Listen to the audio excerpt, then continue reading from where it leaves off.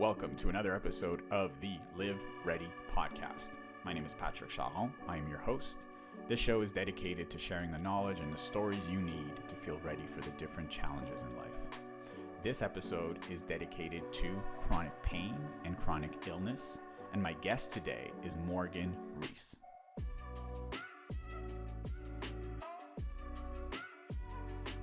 So I'm going to start by reading Morgan's bio, and then I will dive into why I really wanted to have her on the show today. So Morgan Rees is an independent personal trainer based out of Los Angeles. She works with clients of various backgrounds, some of which live with a chronic illness. She was diagnosed with fibromyalgia at the age of 15 and has worked with several clients who have fibromyalgia as well. She has a bachelor's degree in kinesiology with certifications including fitness nutrition specialist, functional range and mobility specialist, and certified functional strength coach.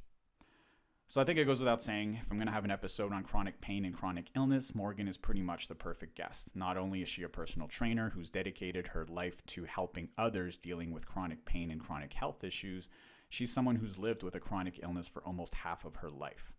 And also, and this is something that we touch on during the episode, I personally have gone through some chronic pain issues over the past couple of years, where I learned just how hard it can be to navigate a medical system which simply isn't designed for chronic pain and chronic illness.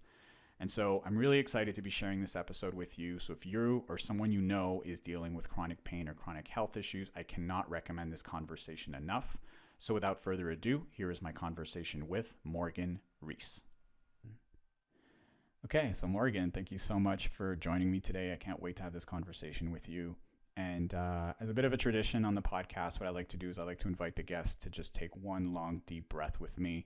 I feel like it's such a nice way for us to kind of settle into the conversation, maybe, deal with any stress or anything that's been going on during the day, and just to kind of get our energies in sync so we can really connect during this conversation.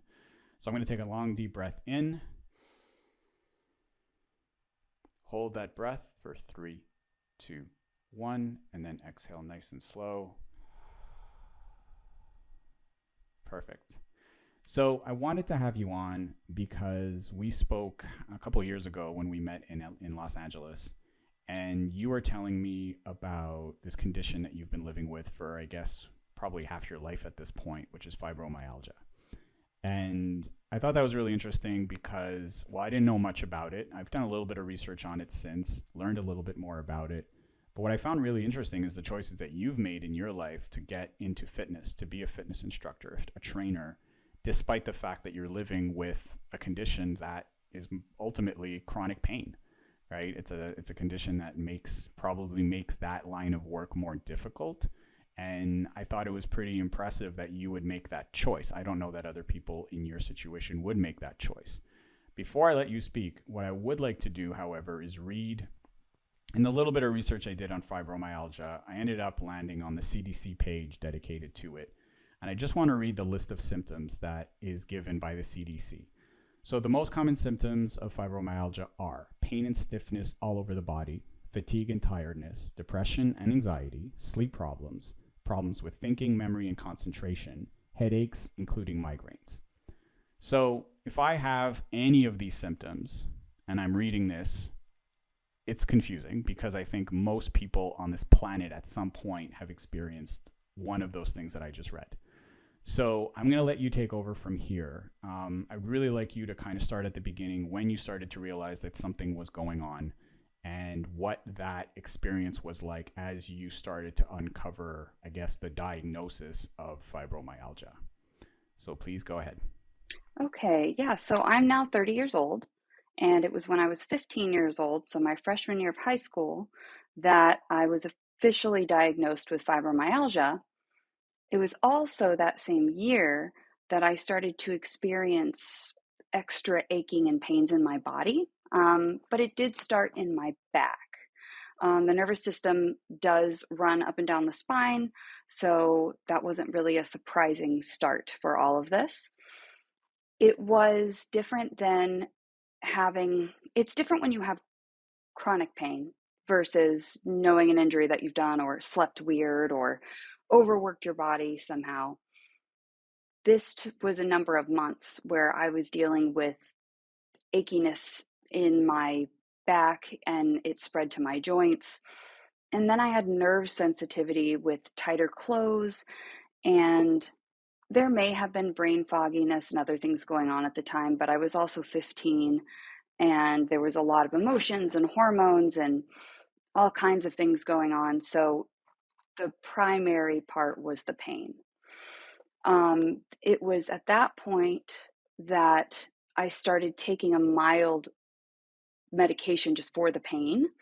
And by the time I was a sophomore year, in my sophomore year of high school, it spread to other parts of my body, and it was harder for me to sit still. And I started to get diagnosed, or I started going to more doctor's appointments where they were investigating the inflammation in my body. I had a scan done, and you could see that the whole right side of my body would be completely inflamed for no reason.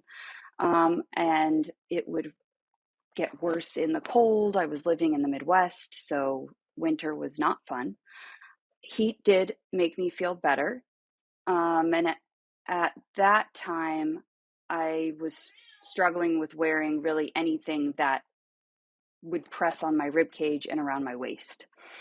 So I was wearing bulkier clothes. Couldn't really wear a bra, and jeans were starting to become an issue. And it was at that point it's obvious this is a nerve related issue. So once they diagnosed me with fibromyalgia, since that was 15 years ago, from 2022, it was more of a, well, we don't know what else this could be, so might as well call it this.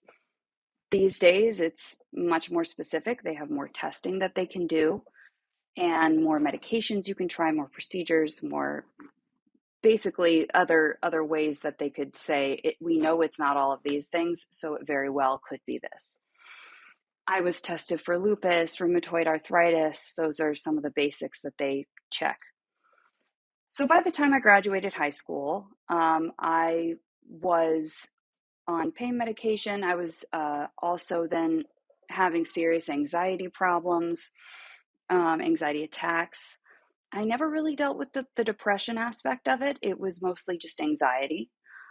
And I was put on anxiety medication that also coincided with symptoms of fibromyalgia. And it was kind of an experiment. I was in the Midwest where there wasn't a lot of focus on these things. And this was at the time almost an illness that was categorized as fake and made up in the head. So that was difficult for me to navigate because there were a lot of doctors where they would say the anxiety is because I was 19 and I had a lot of hormonal issues. So after high school and college is when things exploded for me, where I had sleeping problems. There were times of brain fog, and I will never forget.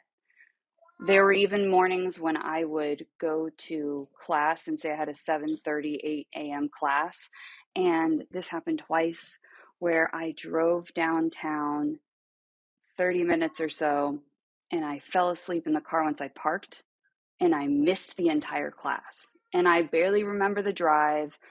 I really don't remember even waking up. It was like it's a fog. And that could be in response to stress. It could be in response to waking up early. That's when it was like, I can't keep doing this and I can't stop driving. So I had further examinations done on ways that I could help with energy and medications, changing in diet. A lot of it was managing the symptoms because there really isn't an understanding of a cause for fibromyalgia. I have had different doctors guess different things, but there really is no single cause that they could go back to. I never had a major car accident. I never had an illness as a child. There was no secret trauma. It's just the way that my body chose to respond. So, um, and after college, I had at that point, there weren't really any new symptoms. It was more of, okay, well, I already know how to deal with this. Stress is part of life. I'm going to be stressed. What are some things I can do to help myself sleep? What are some psychological like methods that I can use to work on my anxiety? And how I tolerate weather changes, traveling, sitting for a long period of time. And in college, I was majoring in exercise science. Now, I was never an athlete, so that was not uh, anything that pushed me towards this degree. I just wanted to learn more about the body, and I knew that I was good at working with people, understanding other people's bodies and the way that they function, the way they move. And I just knew I could make a career out of this. So, in that process, I was in a fortunate field where I don't have to go into an office in heels and a nice, you know, suit that's extremely uncomfortable. I'm able to wear fitness clothes and I can get away with looser clothing because I honestly, I wouldn't be able to wear those other things. Like I wouldn't make it through the day, and that's with medication. So I am able to kind of create my own attire. Um, Fibromyalgia and chronic illness was absolutely a reason why I wanted to continue in this field. I realized then that some of the symptoms I deal with are regular symptoms for people that don't have a chronic illness, which is what you mentioned earlier. So that has been another area where I've been able to help people if they have a chronic fatigue issue. But none of the other things may line up. They don't have fibromyalgia, but there are some things I can do to help with some of the chronic fatigue and methods and things that they can do to help. Exercise and approaching exercise in different way with people with a chronic illness than those that do not. Very different. Meeting people on whatever level that they're starting. It could be a recent diagnosis 6 months ago. It could be something they've been dealing with for years of their life. Yeah, I think there's a lot there. And the first thing that's interesting to me is the fact that you probably, I think the fact that you went into fitness and you exercise science was probably in some ways triggered by the experiences that you had with your own body and maybe a desire to learn more and to understand more about that, right? Because I think that, and that happens to a lot of people who get into the fitness world where they went through their own experience, whether it's an experience of weight loss, whether it's an experience of injury rehabilitation. I know a lot of physiotherapists who became physiotherapists because they were helped by a physiotherapist, and they're like, "Wow, what an amazing thing to do! I want to do that." Um, the other thing that struck me too is the fact that 15 years ago, science is not what it is today. I think that a teenage girl comes in complaining about stuff, and the fact that they'll just say, "Oh, it's just your hormones," it seems like a pretty typical doctor response. Um, but how I'd like to learn, just dive deeper a little bit here. So you're taking medication for the pain. I'm assuming they prescribed some stuff for anxiety as well, most likely. And how did you, because I think that's pretty common. I think a lot of people are in that similar situation where they know there's something wrong. There's nothing they can really point a finger at, but it's really difficult because you're navigating a system that's not designed for chronic issues, right? The medical system is really designed for something very specific that you can fix with a medication or fix with a specific type of treatment. But when you're dealing with chronic pain, a multi-symptom kind of situation, often they're just going to throw a whole bunch of meds at it and hope it goes away or that it helps in some way. But there must have been ups and downs. There must have been moments where things weren't working. And how did you persevere through that? How did you make it through those really difficult times? Because there must have been a lot of ups and downs, especially when it comes to medications. Was there ever a moment where you felt like there's got to be a better way than this? What are some of the ways that you used, especially in the beginning, to kind of help yourself through those difficult times?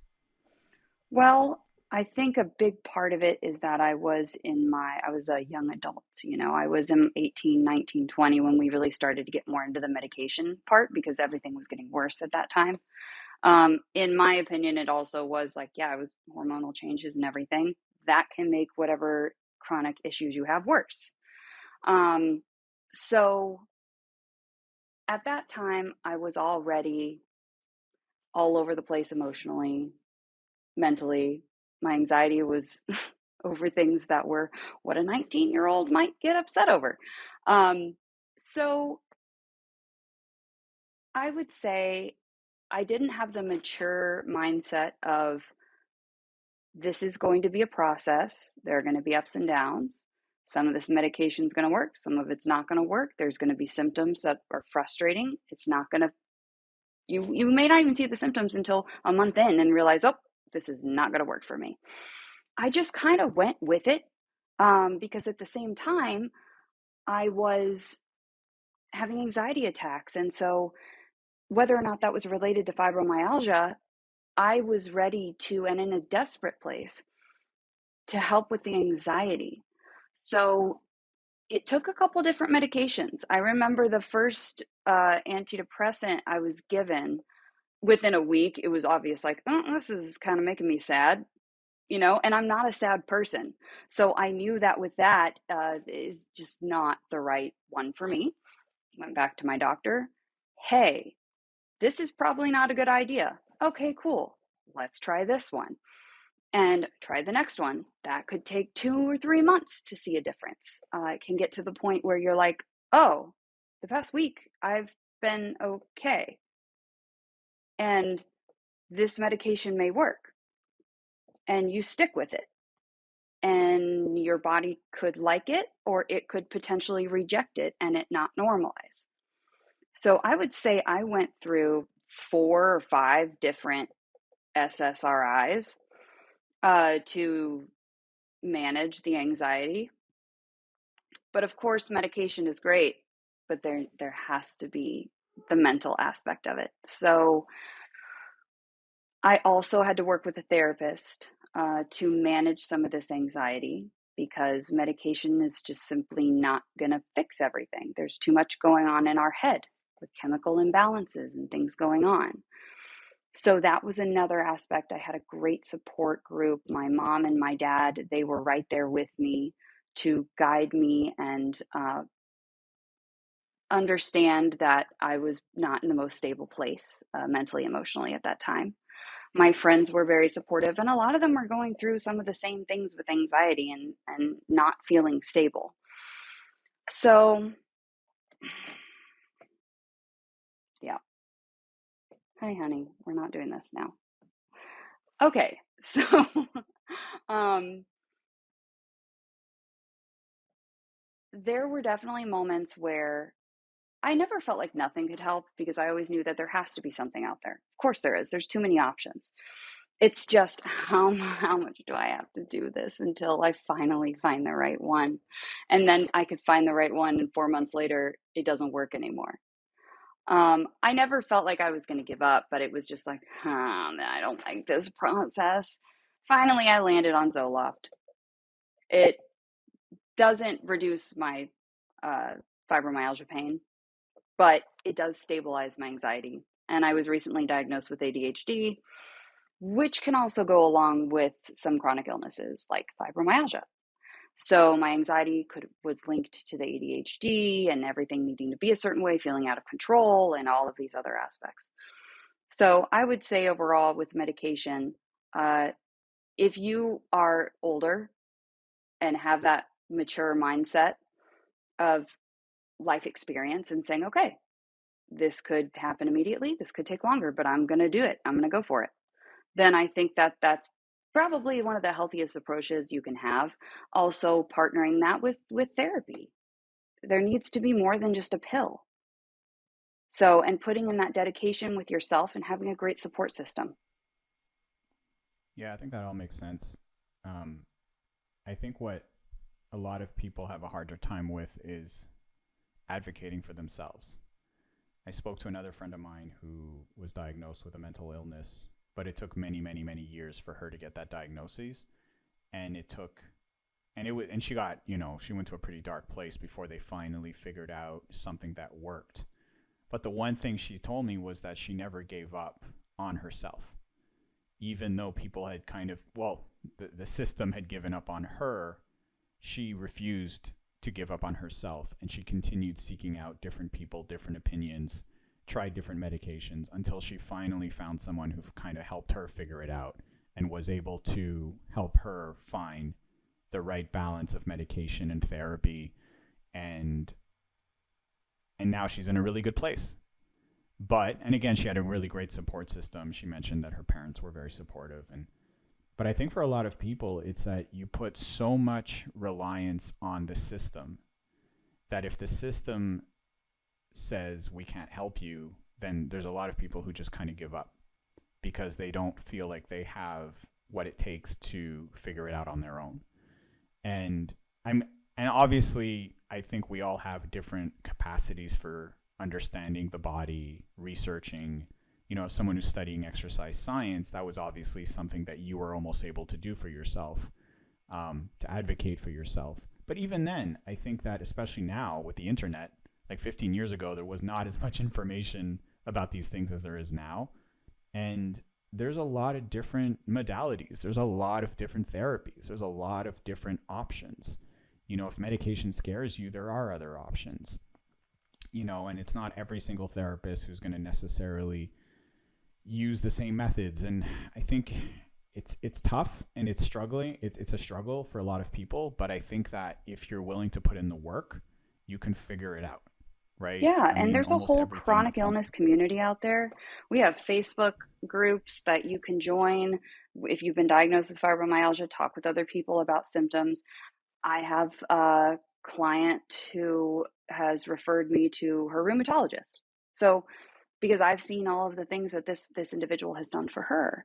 So, having the chronic illness community there for you, I think, is one of the best tools you can have, using the internet, using friends, referrals, because in my experience, not only with myself, but with um, illnesses that my parents have had, I don't in any way rely on the system at all. I don't dislike it. I don't have a negative emotion toward it. I approach it as I'm going to find what I need for myself. And if I don't know what I need, I'm going to find individuals who can at least guide me in the direction because they're going to know more than me. And there will always be somebody out there that you will find that knows more. There's always someone there, right? It's at our loneliest moments when we feel there's not a doctor. They said well, of course there's a doctor out there. There's someone who has figured out ways to help illnesses and diseases, and we have no idea that exists because they're limited by their own system, right? So it's knowing in the back of your mind, there is help. It's just that the system doesn't really make it accessible, and so you might have to dig through there and maneuver your way in and talk to other people to find that treasure. I think there's something you said that was really important is that, first of all, yeah, the system is a tool, just like any other tool. And when I say the system, I mean the medical system. I mean the system of doctors and clinics and hospitals. And, Mm-hmm. if I get sick, I go to a clinic, I go to a doctor, I go to a hospital. That's how it should be. And something you said about not getting angry at the system, I don't know that that's as easy as you No, make it yeah, sound. absolutely. It's very, very easy sometimes to play the victim. And I think that the victim mentality, and, full disclosure, I mentioned this when we spoke last week preparing for this interview. I mentioned that I'd gone through my own chronic pain issues for the past couple of years, which is why I wanted to talk to you, because I had a slightly different perspective on it now, having a very different situation than what you've had. But nonetheless, dealing with a system not designed for chronic pain, I get how frustrating it is now, because you are passed along from one to the next, to the next, to the next. You go see your GP maybe makes some sort of diagnosis, turns out that's wrong. At some point, they take away their own responsibility. They're like, I can't help you, go see a specialist. You go see the specialist. The specialist has a very, very, very small window of possibilities, and if it doesn't fall within that structure of what they know, what they specialize in, you would get passed on to the next person and then the next person. In the meantime, you're still dealing with pain, you're still dealing with your issues, but there's this sense of like no one seems to care. And as soon as that starts to happen, then you want to blame somebody. Like, it's somebody's fault that I feel this way. I need to blame somebody, and the easiest thing to blame is a broken system. But that said, it's a dangerous mindset, because as soon as you start thinking that way, you start to give up and you start to play the victim and you start to feel like nothing's going to work. No one can help me. And what you mentioned about Facebook groups and peer groups, and I hope, and I will ask you to send me links to those so I can include them in the descriptions Yeah, of of the course. podcast, because I want people listening to this to know that sometimes the best person to help you is someone who's gone through it, is someone who's living what you're living. And for me was the same thing. I found a same kind of similar support group of people who were experiencing many of the same issues I was having. And sometimes it's the simplest little advice that makes a huge difference, right? Hey, I tried this for this, or I tried that for that. And just knowing that someone else is going through it also can make just a huge difference on your mental health, because there is a loneliness factor. It really feels like, especially when your family isn't going through what you're going through and no one seems to not understand you, but you also don't want to burden people. There's this sense of like, I don't want to feel like I'm slowing other people down. I don't want to constantly be talking about my pain or talking about my problems. I just want to live a normal life. So there's so many things that you can do to help yourself outside of that medical system. At some point, you need to go back in there. At some point, you may need the medication. You may need the treatments. And you can't necessarily close that off. But I think that every once in a while, take a step back and look for alternative solutions. And I think what you mentioned about peer groups is extremely important, because I think it's such a great way to feel connected also, especially for people that feel alone and they feel like they're having a hard time dealing with it, is you can build a connection and almost a friendship with people that are going through similar issues that you are. And so now that you've obviously been living with this for a while, I'd like to know more about your current management system, because I think at some point when it comes to chronic issues, it's you stop thinking about the cure and you start thinking more about the management, right? There's a moment where, okay, you know what?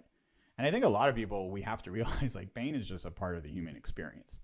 Like more and more people I've been talking to, especially during COVID and this pandemic, a lot of people are going through a lot of things right now, whether it's physical health, mental health, combination of the two. We all have something going on. And I think at some point it becomes about management. It becomes about acceptance, but also evolve, like trying to do a little better each day. So what are some of the ways that you use now, having experienced this for a while now, just to manage your day to day, whether it's your physical health or your mental health? The way that some of my answers come off is as if I'm unbothered, but I want to remind everyone that I've been living with this for 15 years. And I have some clients that were diagnosed 6 months ago, and seeing them in such a fragile state of being touched, that hurts, and nerve pain, and all of these symptoms that they're being hit with all at once. It's different when you're hit with all of it, whereas my issue started and progressed over time. If I had been hit with all of this at once, it would have been really difficult. And it's different when you are in your 20s or 30s or 40s versus your teens. Because in your teens, everything's all over the place anyway. And you're learning about all these things. And so it's like you're used to the chaos.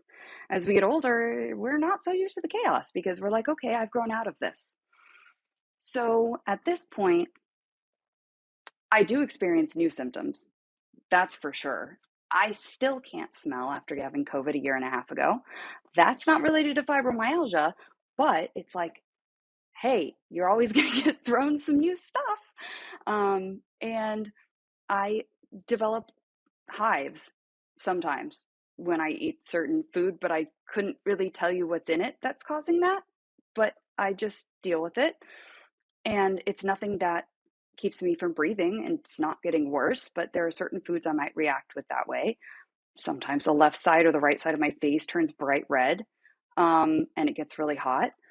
I now have symptoms of Raynaud's, most likely from COVID, on my knees.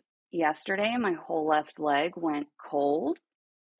And not completely purple, but it was obvious that it felt like somebody was just like you have a hose, a water hose, and you just bend it and everything stops. That's what my leg felt like as I'm standing up. So there's new things that develop constantly, but I'm just kind of used to being hit with stuff. And it's nothing that keeps me from doing what I'm doing. I just have to modify how I do it. So I would say I manage it at this point with medications that I've been on and I'm familiar with. And I manage it with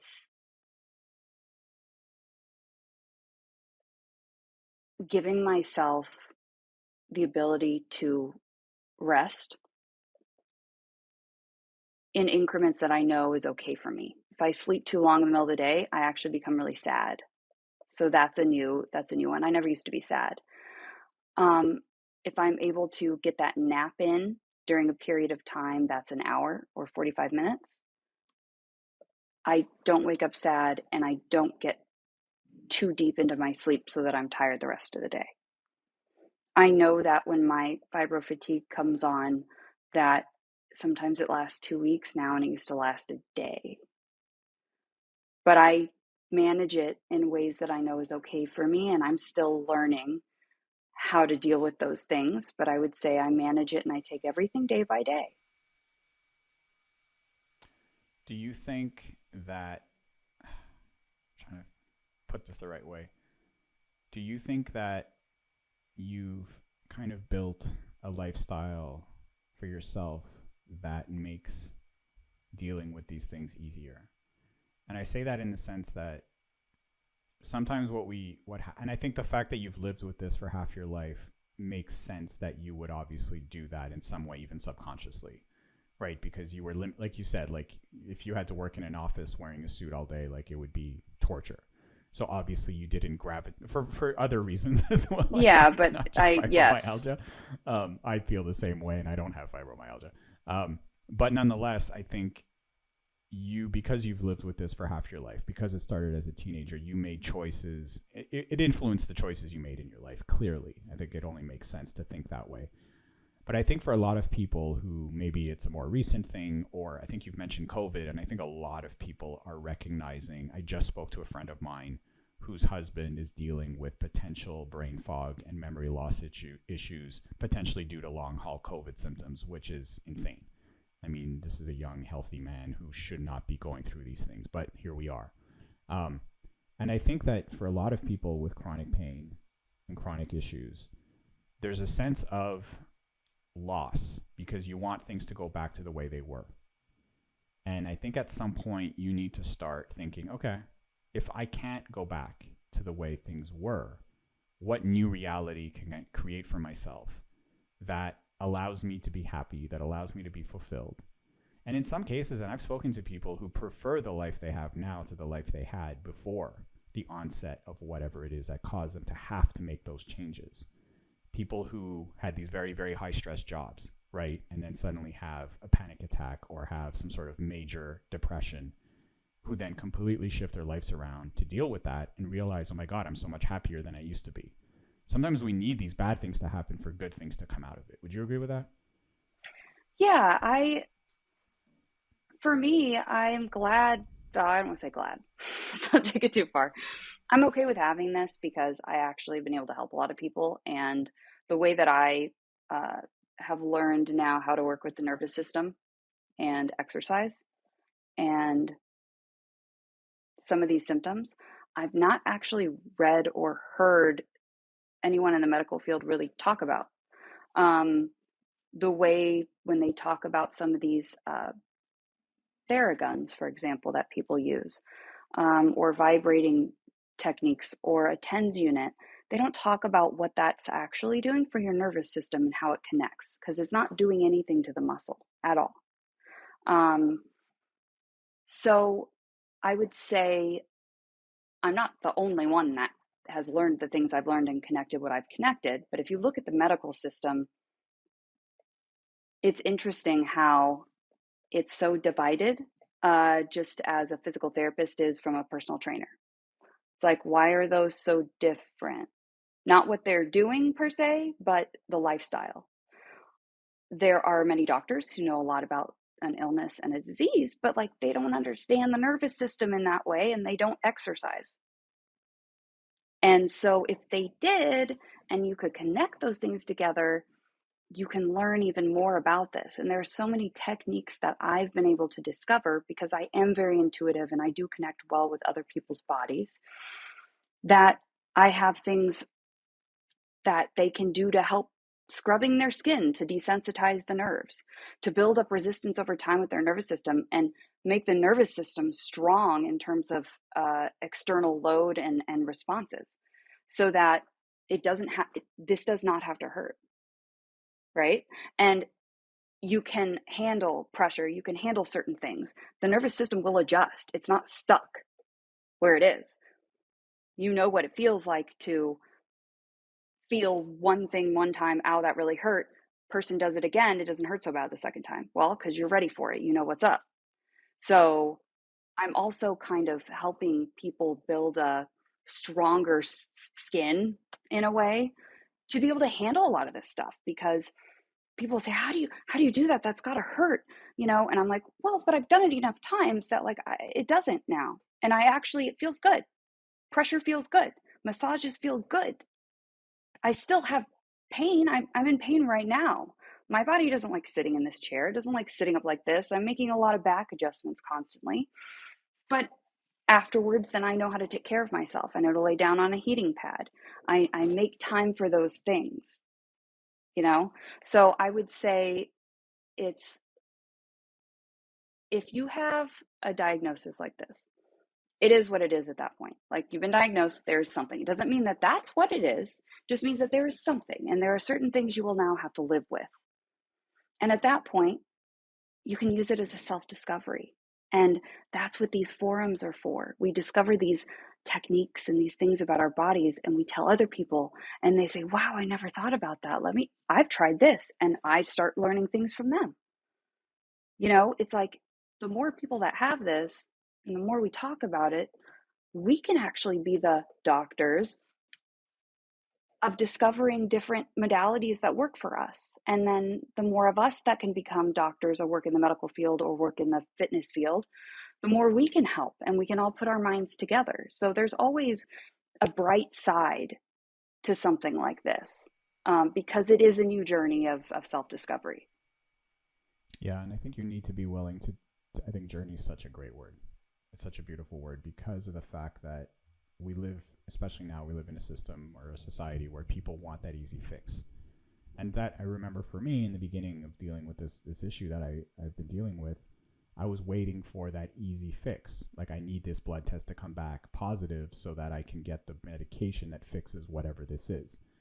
Oh, it came back negative. Now what do I do? Right? And you're constantly looking for that easy fix. You're waiting for that doctor to point. There it is. I see it. That's the problem. We'll fix it. We got this. And then you go through it long enough and you start to think, uh-oh, there is no easy fix. And you need to make peace with that. I think once you start, and I know it's hard, but I think that there's a certain amount of growth. I like what you said about making people building a stronger skin, because I mean, especially in your situation, it's both literally and metaphorically speaking. But there is something to that. I think pain is a struggle. It's a challenge, but it can make us stronger. And you learn to accept certain things, I forget what the exact saying is, but accept what you can't control and don't accept what you can't, or something along those lines. But in other words, and also like be willing to dive in and become the doctor. Like, don't think that just because someone has a degree that they know more about your own body and your own experiences and what you're going through. And also be careful, because when you play Dr. Google, you can go through some pretty dark rabbit holes if you're not careful, because it always ends up that you have some sort of incurable tropical fungal disease of some kind. But that said, there's a middle ground, right? There's a middle ground where you're like, okay, like for me, it was listing. I would make all these lists. This is all the stuff that's going on. Then I start to do some research. And then every once in a while, a combination of words or a combination of things would, oh, wait a minute, that's interesting. And now all of a sudden I have something. And I would show up to doctor's office with that information. And in some cases, they are willing to listen to you and they are willing to have that conversation. You just have to find the right people. But like you said, also, I think finding those online resources, people that are going through it themselves, can be really, really useful because it allows you to hear it from people who've done it before. It's like anything. If you want to be a great trainer, well, find a great trainer and find out how they do it and learn from them and find mentors. And I think whatever it is we want to do with our lives, there are people who've been there, done that, and can share those experiences and help you along the way. And I think the same thing goes with chronic illness and chronic pain. You're not the first person to get fibromyalgia, and there's a lot of symptoms that are probably very similar to people. I worked with, a few years ago, I worked with people from the Arthritis Society and people who've been living with different forms of arthritis since they were kids. And it's unbelievable. And the society is the reason they're stronger. Like, they're so connected as a community because they help each other through the new medications that just came out. They help each other through these new therapies that are coming out. And I noticed just how powerful that power of community was for them. And so now that you work as a trainer, and I know you don't just work with people who have chronic pain issues, you work with all kinds of different people. But what role does exercise play? Because I think it's counterintuitive. I'm in pain. Why would I exercise? That's just going to make things worse for me, right? Because my muscles have a harder time, because I'm more limited with movement. But what role in your condition maybe, but even for most people that are dealing with some sort of chronic pain or chronic illness issue, I think sometimes exercise seems like the last thing you want to do, but maybe forcing yourself to do it at first can lead you to a much better place. So what role does it play for you, and how would you guide someone along that journey? So if we go down to like the chemical response that the body has to exercise or external load on the muscles, you have endorphins that are released, and already that is a positive thing. That's something that we want.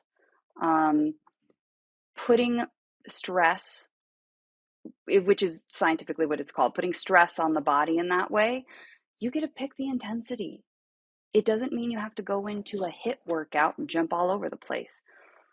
I have some clients where they were hit with all of this at once, and we are starting very careful and very slow because their oxygenation in their muscles is terrible, and so they're going to get more sore. I get sore every single time I work out. Every time. Every workout. But the soreness is not always overwhelming, and it's okay because I've learned what that feels like, and my nervous system has adapted. So it doesn't cause more pain for me. I know my level of intensity. So I know over time for myself. My job is essentially to determine, and my responsibility is to make sure that I can determine what that level is for other people so that I don't push them too hard and they're not sitting there in extra pain. So that is one thing that has been a benefit of having this so long, is I can help those, because a lot of these chronic illnesses, our symptoms do pass each other. I have a client with PCOS, polycystic ovary syndrome. She has poor oxygenation in her muscles, and so we have to be careful. She is very strong, but strength doesn't always mean that your joints can handle it. It doesn't mean that the muscle can heal in a way that your body can tolerate.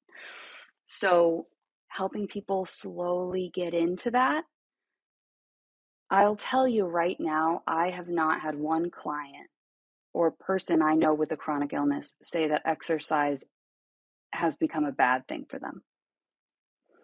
It's good for the joints, period, to move. That's a fact. It helps with any of the spinal fluid when you're working with mobility and rotation of the spine. It's good for flexibility. The muscles need to be stretched in order to produce more force and protect you. If you have weak muscles and weak joints, you're going to get injured. You have a greater chance of getting injured. And an injury with a chronic illness is much worse than feeling a little bit sore from your workout.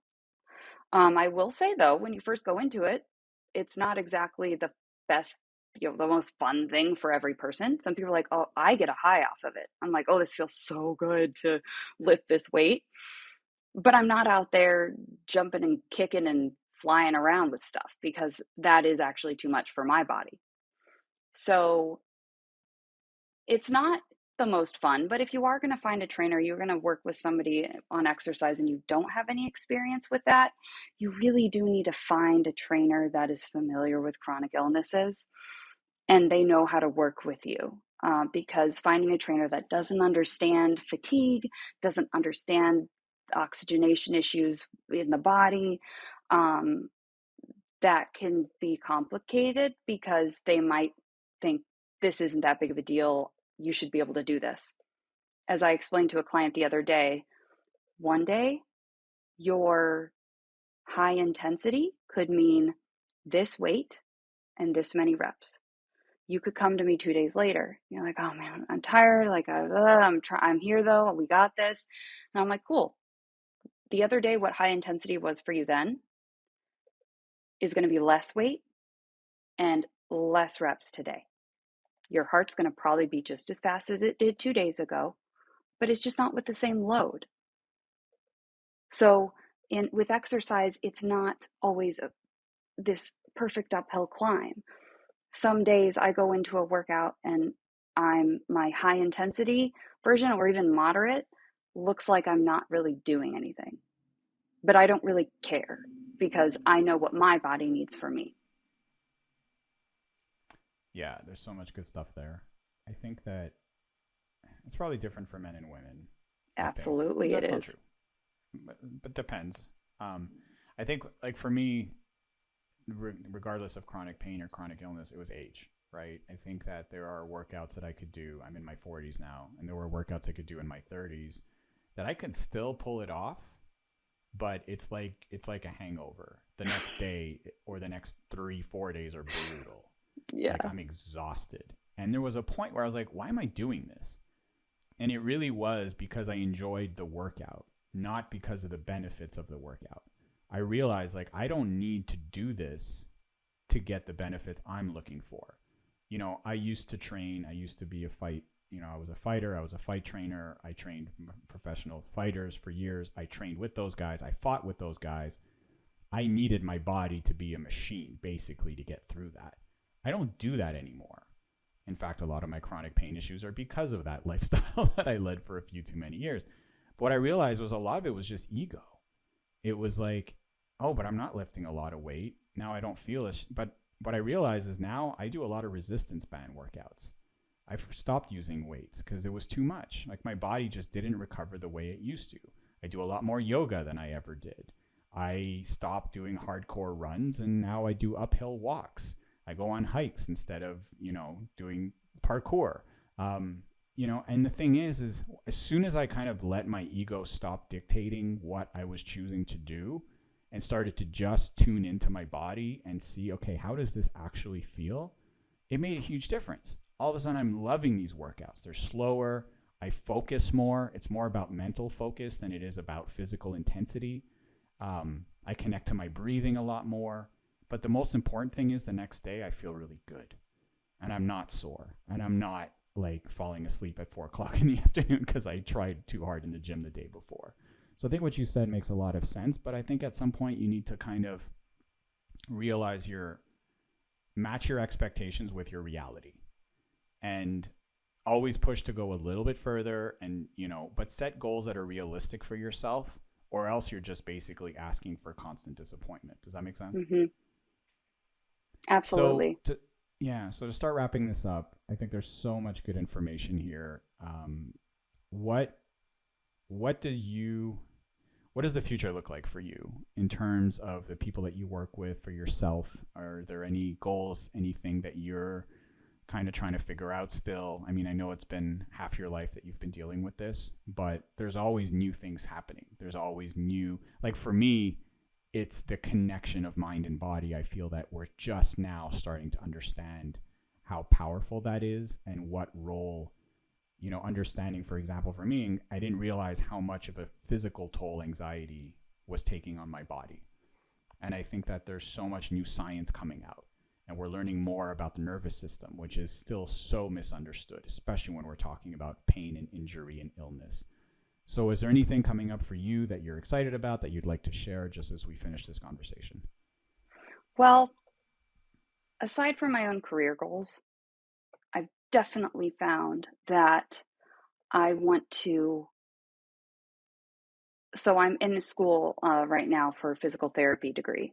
I want to combine the personal training and the physical therapy field. In the future, it'd be great to see both of those. You can come out with a degree that has both. I think those are extremely important, but also bringing in more of a chronic illness experience, an approach to not only when I'm in school, but also with my clients, and having a basically a box to stand on to speak about a lot of these things and connect other people together and connect chronic illness and exercise, chronic illness and lifestyle and food and all of those things. Instead of sitting over here in your own corner just saying, oh, I have a chronic illness, it's like, wow, there's a whole community out here. And I have access to X, Y, and Z, not just the medical system, but the health system for physical therapists, for mobility, for personal trainers. So it's more of a hybrid approach that I'm looking forward to, and having a larger influence on the chronic illness community, bringing light and hope and belief and a connection with oneself, and that you are not a prisoner of your body, connecting the mind and the body. And it's not about controlling one thing or another. It's almost like you're morphing or molding those things together. You're combining those aspects so that they can all work in sync, instead of trying to tell the body what it's going to do and how it's going to react.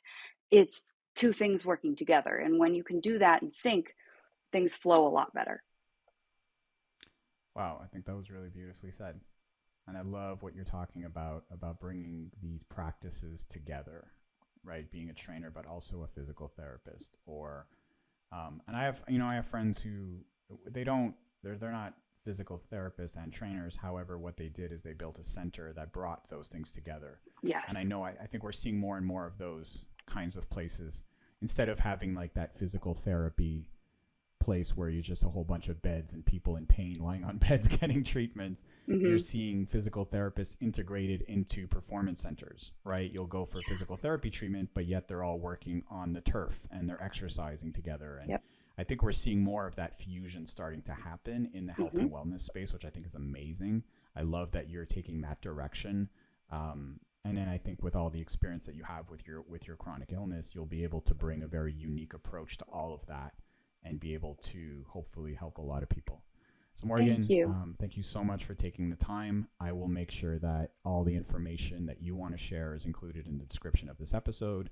And yeah, so thanks a lot for taking the time. And I think a lot of people are going to be able to benefit from your experience. Thank you. It's really been wonderful.